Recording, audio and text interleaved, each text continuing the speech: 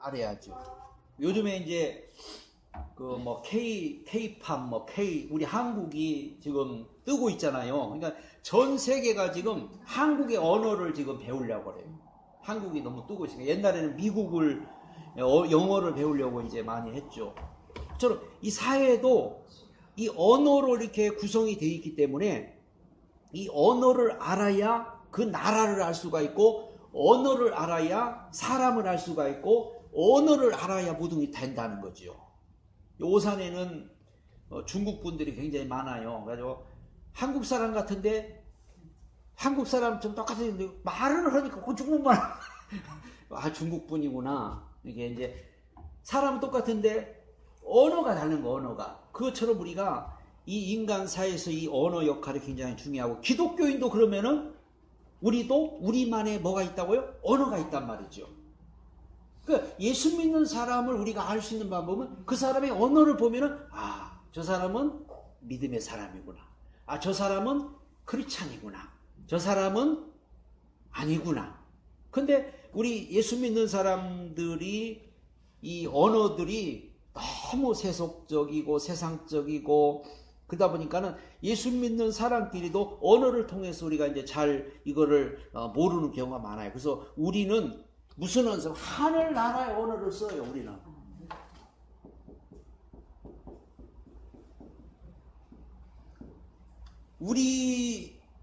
우리는 하늘나라에 뭐도 있죠? 시민권도 있죠. 하늘나라의 소속이죠. 그래서 우리도 하늘나라의 언어를 쓰고 하늘나라의 시민권도 가졌고 하늘나라에 속한 사람들이에요. 그러니까 우리 예수 믿는 사람들은 하늘나라의 언어를 써야만이 영적인 세계를 이해하고 또 영적 생활을 할 수가 있고, 그러면 성경을 우리가 알고 성경을 깨달으려도 성경적인 언어가 있단 말이에요. 성경적인 언어.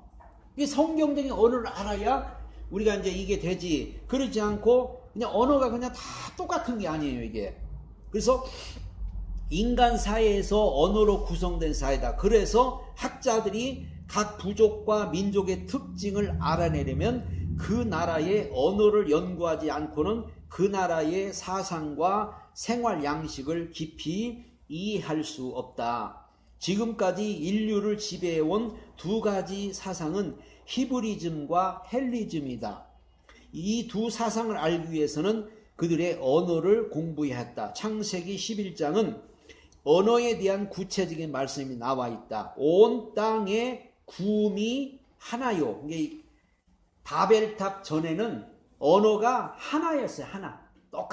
누구나 똑같은 언어 하나였는데, 언어가 하나다 보니까는 저들이 홍수를 겪고 나서 뭐 했죠? 바벨탑을 쌓았죠. 왜 쌓았어요? 이제 홍수가 나도 우리가 홍수로 멸망하지 말자 해가지고 바벨탑을 쌓기 시작해요. 하나님이 보시니까 악한 거예요. 내가 다시는 홍수 내리지 않는다고 했거든요. 분명히 하나님이. 그러니까 하나님의 말씀을 사람들은 무시해버린 거예요. 하나님 분명히 이제 다시는 홍수로 너희들 심판하지 않을 거야 그랬는데 저들은 홍수가 두려운 거예요. 그래서 바벨탑을 쌓기 시작한 거죠. 하나님이 보실 때 악한 거예요. 그래서 언어를 그때 흩었어요. 언어를. 그러니까 언어가 흩어져 버리니까는 일하는 사람이 물 좀 올려줘 그러더니 뭐요 벽돌 올려 뭐요, 이게 막 언어가 다 막 짬뽕이 돼버린 거예요 이게. 그러니까는 벽돌 쌓기를 그치고 뿔뿔이 이제 그때서 같은 언어끼리 흩어졌다 이렇게. 그래서 노아 때 이제 뭐 셈족 있고 야벳 족속 있고 또 함 족속 있고, 그래서 이제 셈 족속은 이제 우리 뭐 아시아 쪽으로, 또 야벳 족속은 저 유럽으로, 또 뭐 함 족속은 저 아프리카 쪽으로, 이제 그때 이제 인간들이 이렇게 서로 갈라져서 그때 이제 언어를 따라서 이게 흩어진 거예요 이게. 그래서 언어가 이제 다 흩어졌죠. 이게 누가 흩었어요 언어를? 하나님이 흩었어요. 그런데 유일하게 언어가 하나 될 수 있는 길이 있어요. 뭘까요? 언어가 하나님 쓰는 길. 그게 바로 방언도 맞지만은 기독교. 이 기독교는 전 세계가 다 어때요? 예수 믿는 사람은 까만 사람이든지 하얀 사람이든지 노란 사람이 누구든지 다 언어가 통일이 돼요. 이게. 그래서 우리가 이제 뭐 아멘이나 할렐루야 이거 같은 거는 미국 사람도 아멘, 미국 사람도 할렐루야, 한국 사람도 할렐루야, 중국 사람도 할렐루야 몇 가지는 다 똑같죠. 그러니까 우리가 기독교만이 언어가 통일되는 거예요. 그래서 예수 안에 오면 다 언어가 같은 거예요. 그러니까 우리가 한 형제가 되고 한 자매가 되고 한 가족이 될 수 있는 거죠. 세상은 뭐 언어가 다 다르죠. 그러나 우리 기독교만이 생각이 같고 마음이 같고 목적이 같고 모든 어떤 추구하는 어떤 우리의 사상이 같고 모든 것이 한마디로 기독교만이 다 같은 거. 우리 예수 믿는 사람 다 예수 믿고 구원받고 천국 가고 미국 사람도 영국 사람도 북한 사람도 중국 사람도 다 예수 믿고 구원받고 천국 가고 하나님의 자녀가 되고 이런 것은 다 통일이 되고 다 하나가 되는 거예요. 그만큼 이 언어가 이게 중요하다는 거죠. 그런데 우리 예수 믿는 사람들이 이 언어를 모르면은 막 뭐 하늘나라 언어를 써야 되는데 막 세상 언어를 써고 이게 막 헷갈려 버리는 거예요. 우리는 분명히 세상에 살고 있지만은 믿음의 언어를 써야 되고 또 영적인 언어를 써야 되고 세상에 살면서도 마찬가지예요. 그냥 생활 속에서도 믿음의 언어 쓰고 영적인 언어를 쓰면은 우리에게 복이 오잖아요. 모든 게 언어를 통해서 온다고 했잖아요. 복이 어디서 와요? 복이 내 입에서 오는 거예요. 내 입에서. 저주가 어디 와요? 내 입에서 와요. 이게 굉장히 중요한 거예요. 내 입에서. 그래서 우리가 어떤 축복을 받기 위해서 축복의 씨앗을 자꾸 뿌려라는 거예요. 행복하기 전에 행복의 씨앗을 뿌려라는 거예요. 응? 은혜를 받고 싶어도 은혜의 씨를 뿌리면 은혜가 오는 거예요. 그러니까 내 입에서 예를 들어서 막 원망하고 막 불평하고 막 내가 씨앗을 원망 불평을 막 뿌려놨는데 거기에 무슨 은혜가 오겠어요. 그러니까 이 모든 것들 우리가 이 내 입에 있구나. 성경에도 내 입에 있구나. 우리 입에 모든 게 다 있다. 그래서 하나님이 은혜를 줄 때 방언을 통해서 우리 언어를 갖다가 훈련한 거예요. 혀가 말린다고 하잖아요. 혀가 말려. 그래서 갑자기 그 방언 받을 때 보면 갑자기 혀가 이렇게 말려가지고 어라라라라라라라 이게 나도 모르게 나는 하고 싶지 않은데 막 그게 나오는 거예요. 근데 방언 기도를 하고 나니까 달라지는 게 있어요. 뭐가 달라졌을까요? 방언 기도를 하고 나니까 우리의 이 언어가 전에는 막 그냥 세속적인 언어, 믿음의 말이 나와. 여기서 믿음의 말이 나오고 막 하나님 사랑한다는 말이 나오고 막 영적인 언어가 나도 모르게 그게 나오는 거예요. 그러니까 이게 이 언어가 이 훈련이 되는 거예요. 이게 우리 한국 사람들 특별히 언어가 많이 타락해 있고 언어가 그냥 아주 그냥 뭐 욕이 많고 그러다 보니까는 이 언어 훈련이 굉장히 중요해요. 근데 우리가 예수 믿는 사람은 찬송하면서도 언어가 훈련되죠. 찬송에 나쁜 거 들어있는 거 있어요, 없어요?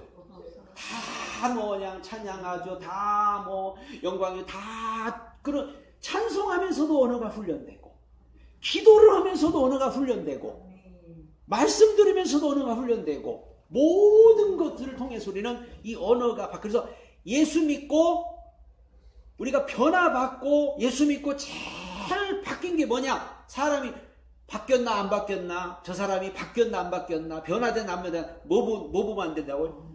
말을 들어보면 아는 거예요.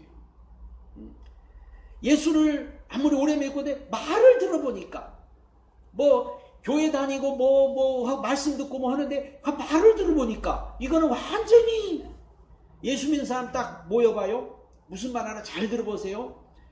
다 그냥 뭐 세상적인 아파트가 어떻고 뭐 땅이 어떻고 뭐 돈이 어떻고 뭐가 어떻고 우리 믿는 사람들이 맨 그런 얘기 얘기만 하고 있으면은 도대체 하나님의 말씀은 어디로 들었고 하나님 은혜는 어디로 받았고 입에서 입만 열면 맨날 그런 얘기나 하고 그냥 세상 얘기나 하고 아니 그래도 믿는 사람끼리 모이면 그래도 은혜스러운 말 믿음의 말 이렇게 참 하나님이 그래도 우리와 함께 하셔서 이렇게 어려운 시대에 그래도 참 이게 우리가 하나님 은혜로 사는구나 이렇게 감사하다 참 이 코로나 시대에도 하나님 우리 지켜줘서 감사하다 좀 이런 말이 나와야 그래도 이게 은혜 받은 사람이지 응?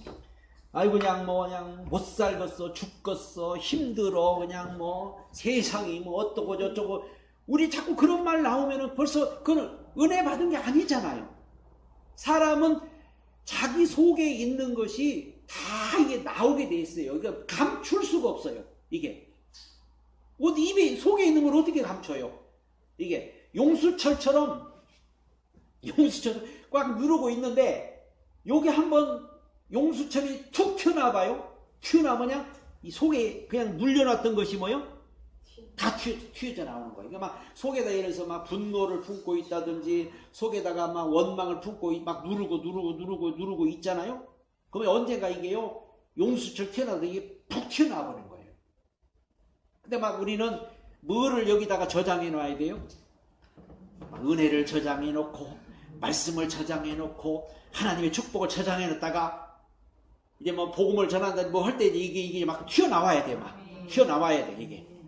그러면은 성경에는 분명히 우리 입에서 나간 것이 다시 한다고요? 돌아온다고 그랬어요. 이게 부메랑처럼 내 입에서 나간 게 다 돌아와. 그래서 누구를 내가 저주했는데 그 사람이 그 저주를 안 받아들이니까 그 저주가 다시 내게로 돌아오고 내가 축복을 했는데 그 사람이 축복을 안 받아들이면 그 축복이 누구한테 오고 내게로 돌아온다고 성경은 그렇게 말하고 있어요. 그러니까 모든 것들이 다 우리에게로 돌아오기 때문에 그래서 우리 언어는 굉장히 중요한 거죠.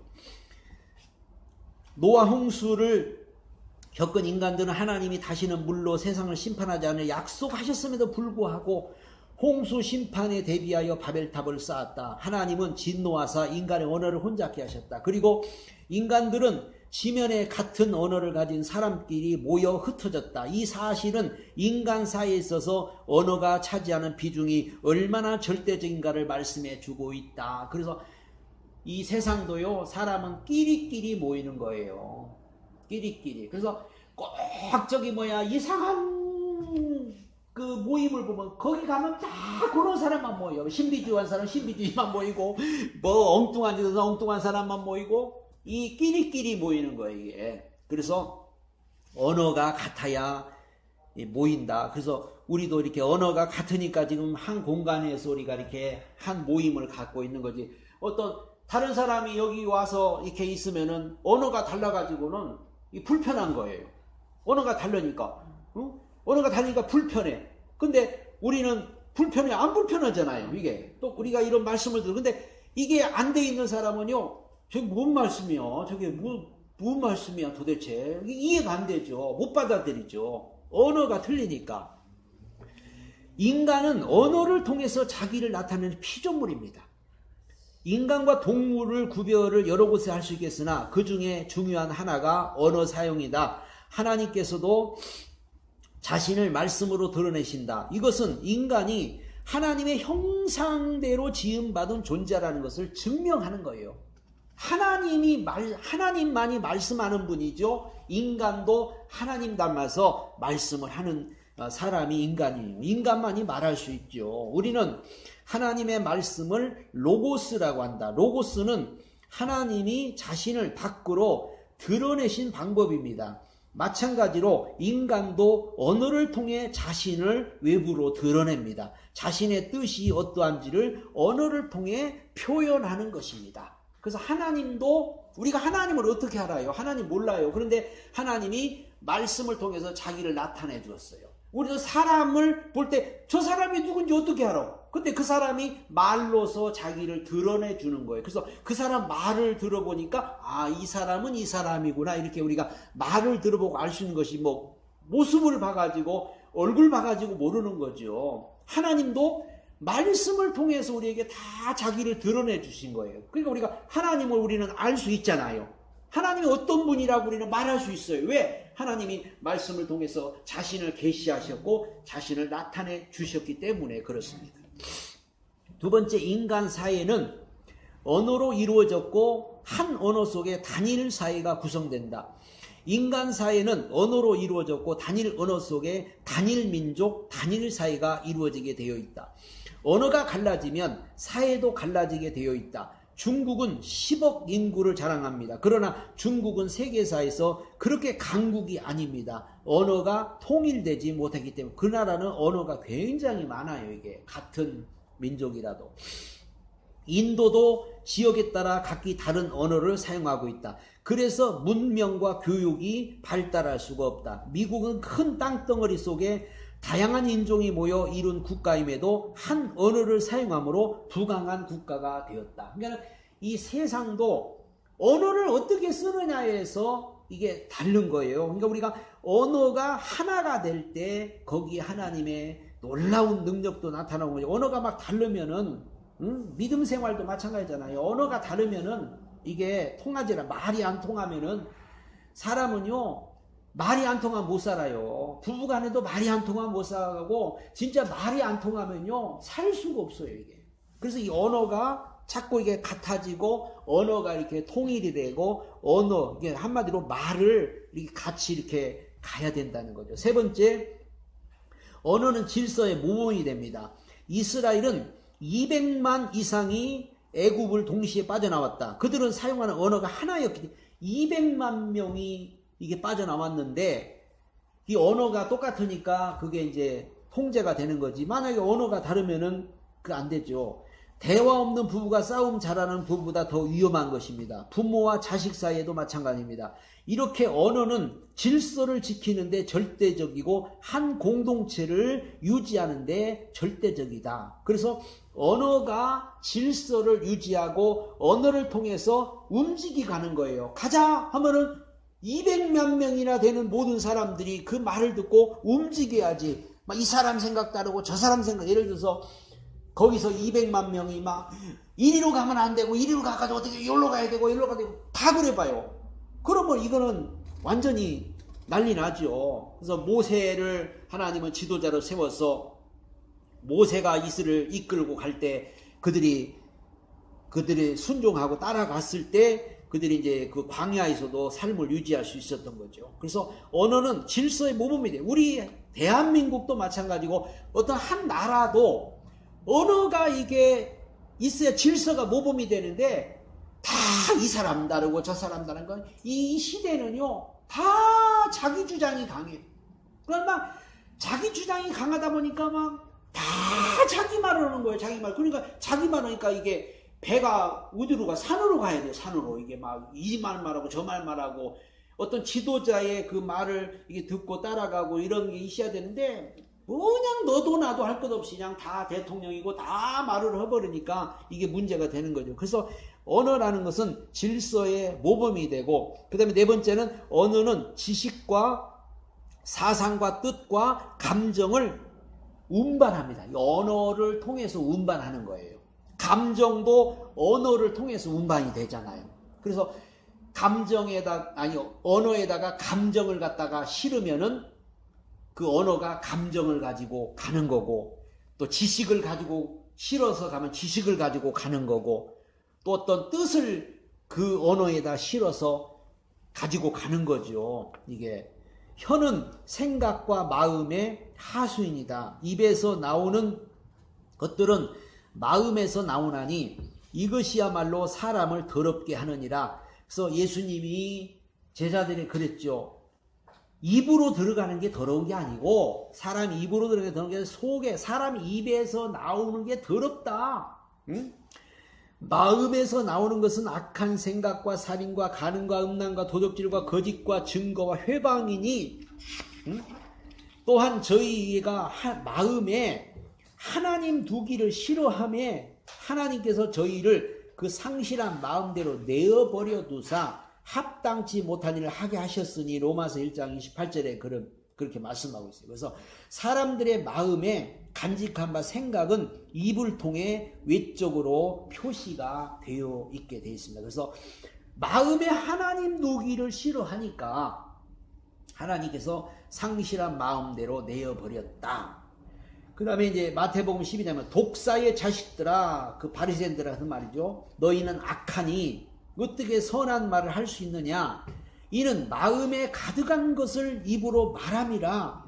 하나님은 결국 마음 때문에 정죄를 받는 것이지만 마음을 겉으로 드러내서 혀로 말하기 때문에 너의 말을 가지고 하나님께서 마지막 날에 심판하리라는 말씀하시는 겁니다. 마음은 죄지은 인간의 그 입이 마음의 하수인이 되었다는 것입니다. 그래서 우리는 마음에서 나오는 이 언어, 마음에서 나오는 모든 것, 그래서 야고보서 보면 혀는 길을 들일 수가 없다고 했어요. 길을 들여지지 않습니다, 이게.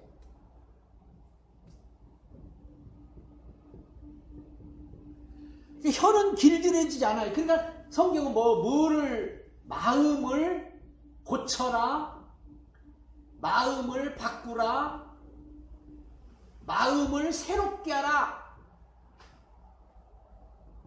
그런데 우리가 어떻게 마음을 고치고 바꾸고 새롭게 합니까? 성령이 임하면, 성령이 내 마음을 주장하면, 성령이 내 마음에 거하시면 뭐 한다고요? 그때 고쳐져요. 그때 바꿔져요. 그때 새롭게 돼요. 그러니까 마음에 있는 것이 어디로 나온다고요? 혀로 나오는 거죠. 혀는 아무리 훈련해도 안 돼요. 혀는 고칠 수가 없어요. 입에서 나오는 걸 어떻게 고쳐요? 그러니까 항상 우리 마음이 중요합니다. 우리 마음밭에, 그래서 예수님이 그랬죠. 마음이 길가밭 같고 돌짝밭 같고 가시밭 같고 좋은 밭이 있다. 길가밭 같은 마음은 딱딱해서 씨앗이 못 들어가니까 길가 같은 말씀, 하나님 말씀을 들어도 이 사람은 하나님 말씀하고 상관없는 삶을 살아요.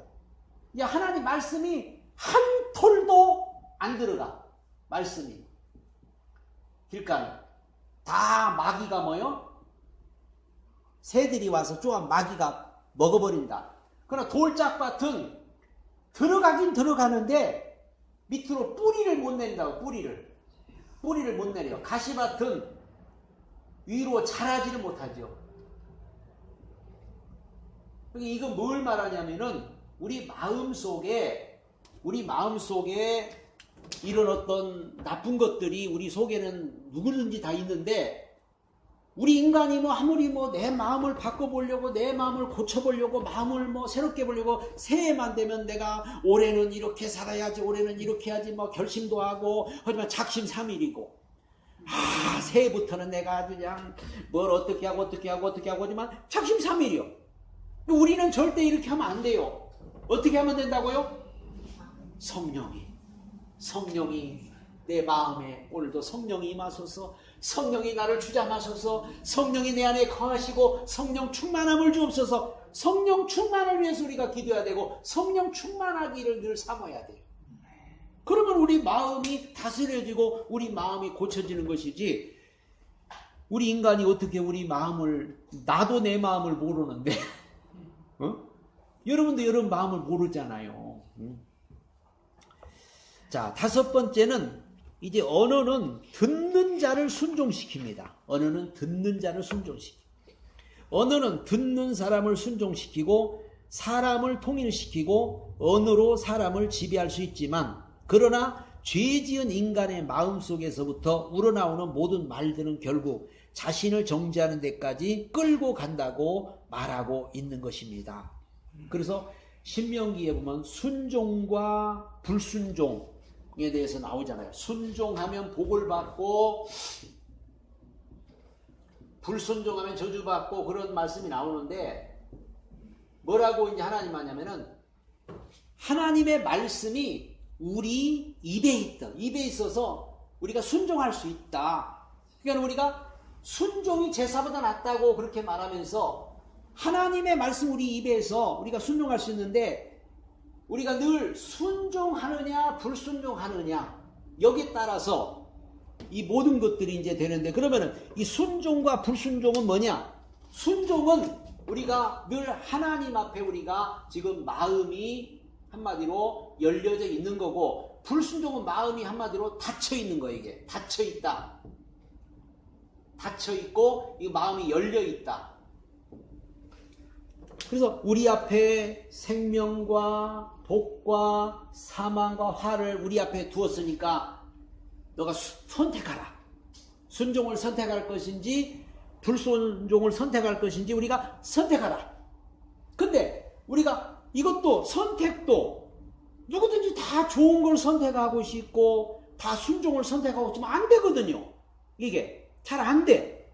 그럼 우리가 하나님의 말씀은 듣는 자를 순종시키는데 우리 속에서 막 불순종이 일어나, 거부가 일어나, 반항이 일어나. 왜 반항이 일어나고 거부가 일어나고 왜 반대가 일어납니까? 우리 속에 뭔가 닫혀있고 하나님의 성령이 우리를 주장할 수 없고 하나님의 성령이 우리 가운데 역사할 수가 없기 때문에 그런 거예요. 그래서 우리 속에는 뭐가 있다고요? 선과 악이 우리 속에는 있다고 그렇게 말해요. 선과 악. 그러니까 선으로 살면 순종이요, 악은 불순종이요. 그러니까 우리가 우리 속에서 선과 악이 있기 때문에 어떻게 보면 날마다 뭐예요? 싸움이 있잖아요. 날마다 선과 악의 싸움, 선악과와 생명과의 싸움. 응? 바울이 로마서에 오호라 나는 공고한 사람이로다. 이 내 속에서 선과 악이 싸워서 내 마음은 이렇게 하고 싶은데 자꾸 나를 죄로 끌고 가고, 나는 원하지만은 자꾸 원치 못하게 방해하는 게 있구나. 내 속에 선과 악이 있구나. 근데 어떻게 해결했다고 그랬죠? 그리스도 안에, 성령 안에 있는 자 결코 정죄함이 없나니. 로마서 8장에 그리스도 안에 있는 자, 성령 안에 있는 자 결코 정죄함이 있나니. 우리가 선과 악을 우리가 늘 가지고 있지만은 우리가 이 악을 내가 이거를 내쫓아버릴 수도 없는 거고, 이걸 갖다가 다 없애버릴 수도 없는 거고, 이걸 띄어내버릴 수도 없는 거고, 이거 악을 갖다가 이거 어디다 써요? 그냥 없애버릴 수도 없어요. 그러니까 괴로운 거예요. 이거 없어지면 얼마나 좋겠어요. 선만 있으면 얼마나 좋겠어. 근데 이거 뭐 띄어진다고 띄어져요. 버린다고 버려져요. 생명의 성령이 법이 내 주장하면은 이게 한마디로 그러니까 선이 점점 강해지면 빛이 오면은 어둠은 어떻게 된다고요? 어둠은 물러가는 거다. 이게 우리가 악을 이길 수는 없는데, 악과 싸워서 우리는 못 이기는데 빛이 오니까 어둠이 물러가고, 선이 강하니까 악을 이길 수가 있고, 이걸 갖다가 이제 우리는 영적 생활이라고 그래요. 근데 영적 생활도 우리가 결국은 어떻게 보면 말로 이루어지는 거예요. 언어로. 이게 영적 생활을 우리가 신령한 은혜를 받고 신령한 능력을 받고 이래서 영적 생활이 되는 게 아니고, 영적 생활은 말로 되는 겁니다.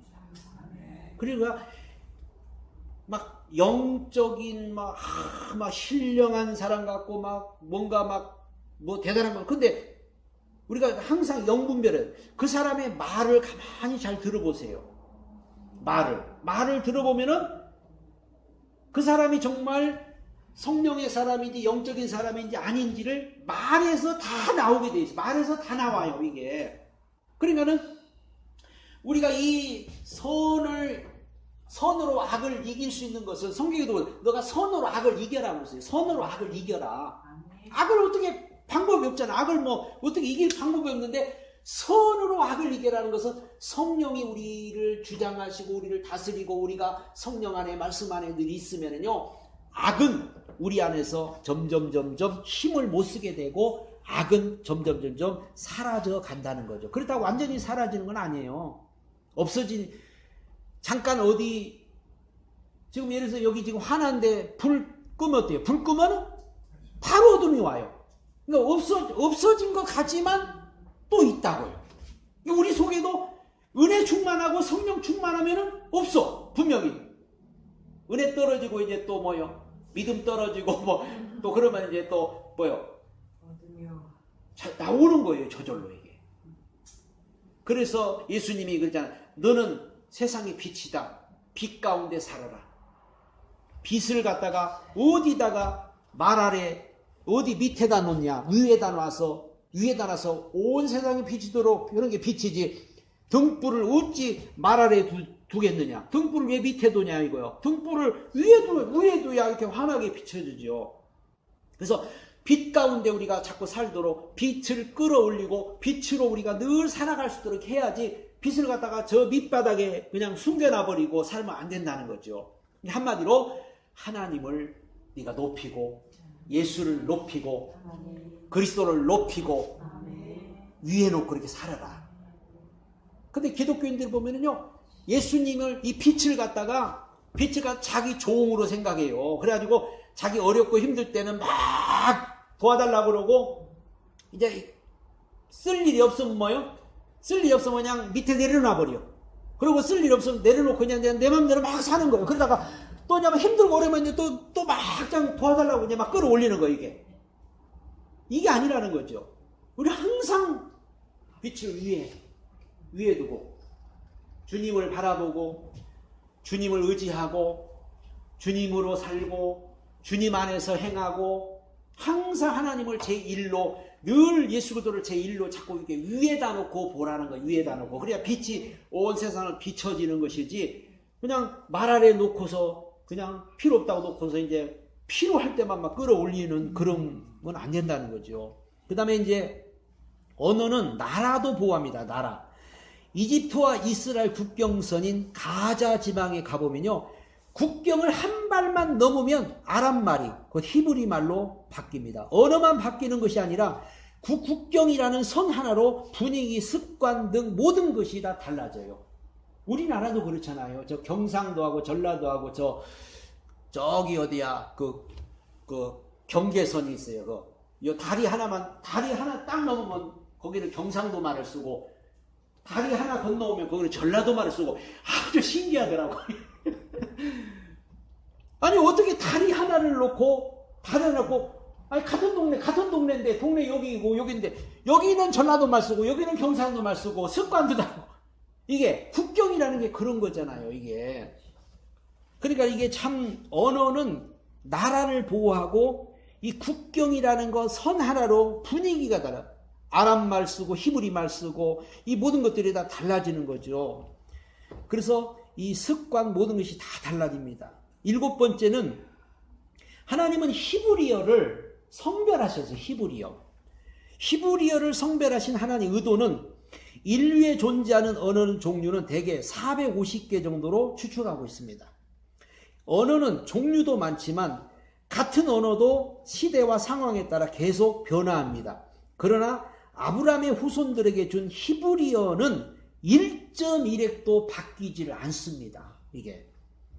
그래서 히브리어는 역사가 기록되기 시작한 3500년 전의 히브리 언어나 오늘날 팔레스타인 지방에 사는 유대인들이 사용하는 언어가 똑같습니다.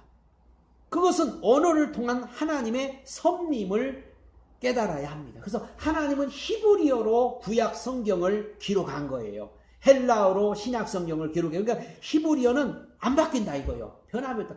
우리나라 언어도 뭐 옛날 언어하고 많이 바뀌었잖아요. 지금 언어하고 조선시대 언어하고 뭐 지금 오늘 우리가 사는 언어하고 이게 많이 바뀌었는데 히브리 언어는 안 바뀌어. 이게. 그래서 하나님은 이 히브리 언어를 성별해 가지고 이 히브리 언어로 성경을 기록했어요. 성경을 기록했고 성경을 우리에게 이제 주신 거죠. 그렇기 때문에 우리가 이제 이 성경을 갖다가 히브리어를 이제 한글로 이제 번역을 한 거죠. 한글로 번역을 해서 우리가 이제 이런 말씀들을 우리가 지금 대하고 있는데 이 하나님의 말씀은 그래서 1.1획도 변함이 없다는 거죠. 하나님 말씀은. 하나님께서 창세기 11장에 죄 지은 인간들의 언어를 흩으신 것은 하나님이 예수 그리스도를 이 땅에 보내시기 위해서 히브리 민족을, 그래서 히브리 민족을 선택한 거예요. 그 민족을 선택해서 그 민족을 통해서 예수 그리스도가 오도록 이제 하기 위한 거죠. 그래서 히브리 민족을 선택해서 그들이 사용하는 언어 속에 하나님의 영구불변의 약속을 집어넣기 위한 것이었습니다. 하나님께서 이스라엘 백성을 고센 땅에서 끌어내시면서 너희는 가나안 거민의 언어를 사용하지, 가나안 땅에 가거든 그들의 언어를 쓰지 말라고 그랬어요. 그들의 언어를 사용하지 말고 그들도 히브리 언어를 사용하지 못하게 하라고 명령하였습니다. 하나님은 언어의 혼잡이 다른 민족과의 결혼보다도 더 위험한 것이기 때문이었어요. 막 결혼이 막 섞여져 가지고 사마리아인들이 나오고 이제 그런 것은 뭐 있었는데, 그것보다 언어가 혼잡하고 언어가 타락하면요 이게 심각한 문제가 오는 겁니다. 이게 그래서 우리가 이 기독교인들이 지금요, 우리 기독교인들이 언어가 혼잡되면 큰일 나요. 이게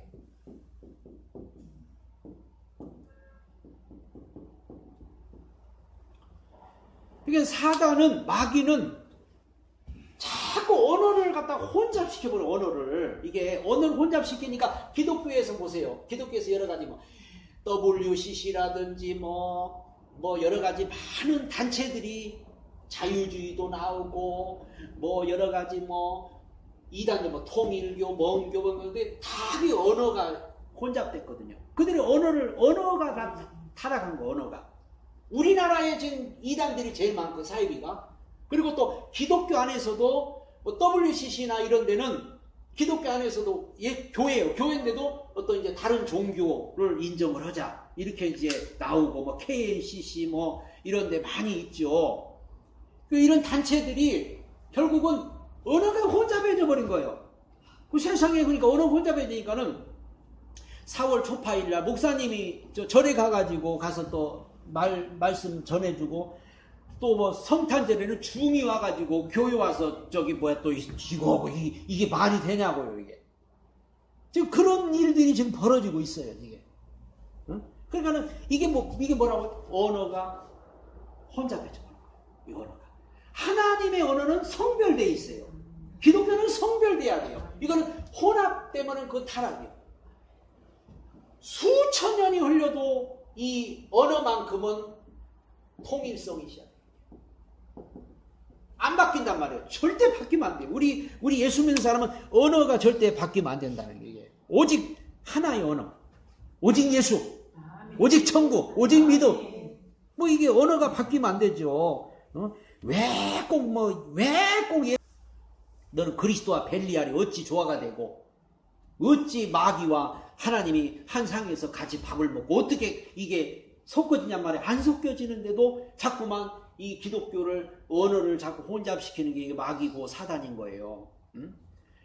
구약에 하나님께서 인간들이 죄를 지었기 때문에 언어를 흩었지만은, 이제는 성령이 오셔서 언어를 하나로 묶는 거예요. 지금 성령은요 이제 언어를 통일시키는 거예요. 그래서 예수 믿는 사람은 언어가 다 통일돼야 돼요. 언어가 하나로 돼야 돼요. 이게 그 언어가 지금도 언어를 혼잡시키는 건 사단이에요.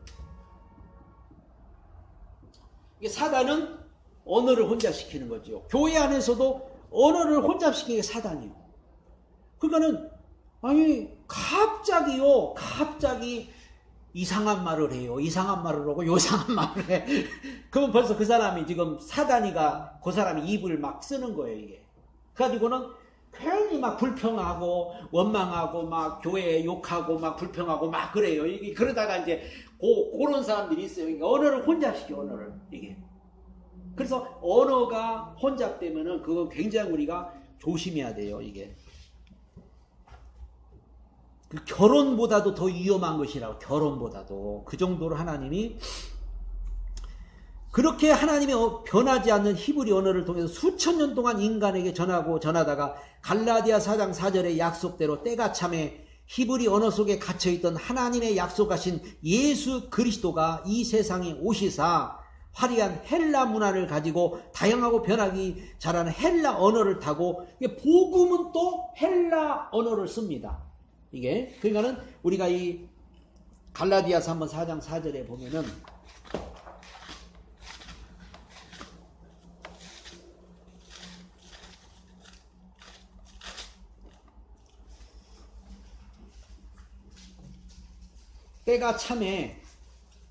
때가 참에 하나님이 그 아들을 보내사 여자에게 나게 하시고 율법 아래 나게 하신 것은 율법 아래 있는 자들을 속량하시고 우리로 아들의 명분을 얻게 하려 하심이라. 너희가 아들인 고로 하나님이 그 아들을 영을 우리 마음 가운데 보내사 아바 아버지라 부르게 하셨느니라. 그러므로 이제 이후로는 종이 아니요 아들이니 아들이면 하나님으로 말미암아 유업을 이을 자다. 우리가 이렇게 이제는 예수님이 오셔서, 그래서 신약 성경은 헬라어로 기록됐어요. 헬라어. 이게 헬라어로 기록됐기 때문에 헬라어는 이게 전 세계 복음을 전할 수 있는 그런 매개체가 된 거죠. 그래서 하나님은 이 모든 이 언어를 통해서 예수가 오기도 하고, 언어를 통해서 또 복음이 전파되기도 하고, 우리도 가서 복음을 전파하는 언어로 전파해야죠. 언어로. 이게. 그러니까 이 언어를 통해서 이 모든 것이 다 지금 되어지고 있다는 것이죠. 화려한 헬라 문화를 가진 다양하고 변하기 잘하는 헬라 언어를 타고 복음이 확산되기 시작했습니다.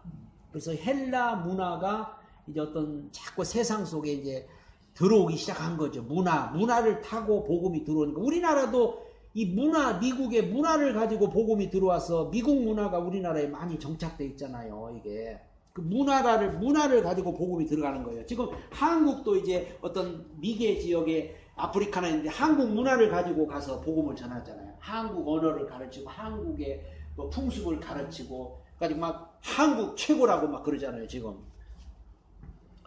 그러니까 이게 이 문화를 통해서 헬라 문화를 통해서 이제 복음이 확산되고 전해진 거죠. 그 다음에 8번째는 이제 언어의 세계 통일입니다.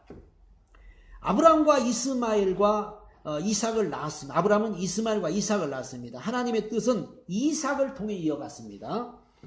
이삭은 에서와 야곱을 낳았는데 야곱은 요셉을 통해서 하나님의 뜻을 이어나갔습니다. 이렇게 구약은 하나님께 역사할 때가 아니기 때문에 확장시키는 것이 아니라 자꾸 코너로 몰아서 순수한 한 줄기. 구약은 한 사람만 찾는 한 사람. 이걸 우리는 꼭 알아야 돼요. 구약은 많은 사람이 아니에요. 다 갈라내고 한 사람. 아브라함, 이삭, 야곱. 왜 한 사람이 필요합니까? 예수가 오셔야 되기 때문에. 그러면 신약은 한 사람을 찾는 게 아니라 신약은 모든 민족, 모든 사람. 그걸 알아야 돼. 그러니까 하나님은 신약에는 이제 구약은 한 사람만 필요해서 한 사람. 그래서 한 줄기, 한 혈통, 아브라함과 이삭과 다윗의 자손 예수 그리스도의 세계라 낳고 이렇게 해서 계속 그 어떤 그 족보에 보면 그렇잖아요. 아들 12를 낳았어도 11명은 떨어져요. 11명은 떨어뜨리고 그 중에 한 명을 찾아서 하나님의 뜻이 전달이 됐습니다. 하나님의 뜻을 따르는 한 사람의 줄기를 타고 결국 예수 그리스도가 오신 거 아니에요. 이 땅에. 예수님이.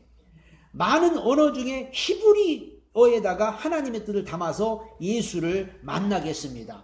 그러니까 예수님이 오시자 이제 복음은 12명에서 제자들에게 120명, 500명, 3,000명, 5,000명 전 세계로 이게 복음이 퍼져나가고 성령이 너희에게 임하면 너희가 권능을 받고 예루살렘, 유대야, 사마리아 땅과 내 증인들. 이제는 신약 시대는요 모든 사람, 모든 민족이에요. 이게. 그러니까 지금도 이걸 모르는 분들은 나는 택한 민족이고 나는 택한 사람이라고. 하나님이 구약에는 한 사람을 택해서 예수가 와야 되기 때문에 그 택하고 했지만 신약은 하나님이 모든 사람을 다 택하고 모든 민족을 다 택한 거지 나 한 사람만 택한 게 아니라는 거죠. 이게 누구든지 다 예수 믿을 수 있고 누구든지 다 구원받을 수 있고 누구든지 다 하나님께로 돌아오게 하는 게 하나님의 뜻이지 택한 사람만 또 구원받는다고 그리고 안 택한 사람은 뭐 아주 그냥 지옥 가기로 작정됐다고 이렇게 이제 교리를 또 말하면 그거는 참 문제가 되는 거죠. 누구든지 이제는 모든 사람 전 세계 어느 누구든지 다 예수께 와야 되고 예수 믿고 구원받는 길이 열려졌다는 사실을 우리 알아야 됩니다. 그게 바로 언어예요. 하나님 감사합니다. 오늘도 이 언어가 사회에 미치는 영향과